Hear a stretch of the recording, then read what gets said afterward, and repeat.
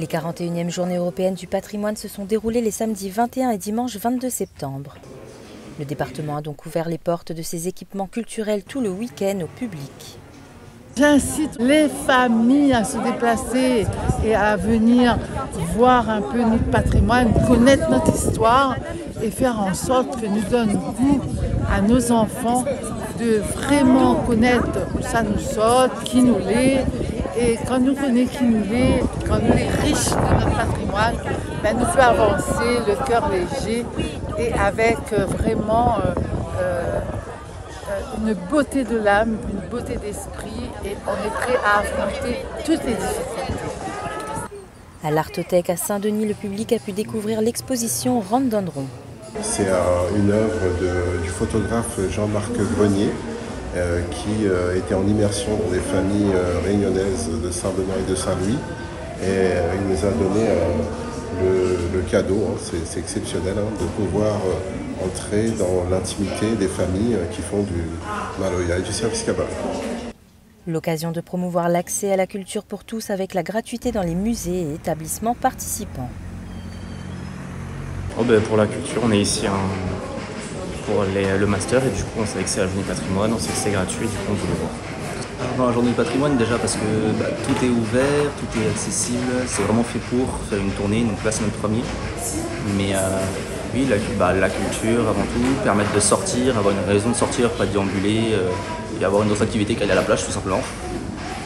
La délégation séchelloise actuellement à La Réunion pour un stage de cuisine grâce à un partenariat entre le département et la Chambre des métiers a profité de son jour de repos pour découvrir l'histoire de La Réunion à travers ses musées. Je suis vraiment contente. Il y a beaucoup des choses qu'il n'y a pas à chercher. C'est vraiment joli. On voulait visiter des sites historiques à La Réunion et pour voir un peu des choses qu'on n'a pas connues. Et aussi il y a l'architecture. Ça, qu'on est intéressé. C'est un peu comme Seychelles, hein, l'architecture, c'est très intéressant.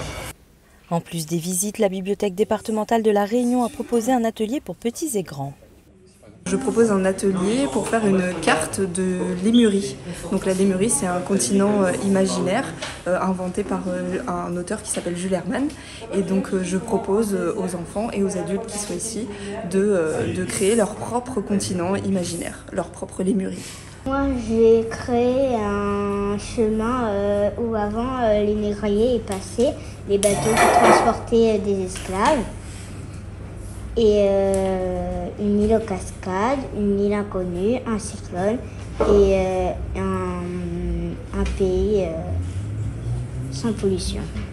Parce que des fois je me disais que ce serait bien qu'ils arrêtent de mettre des voitures et qu'à la place ils remplacent ça par des carrosses et voilà quoi. Moi j'ai imaginé un monde que moi j'aurais envie de vivre dedans. C'est un monde constitué de...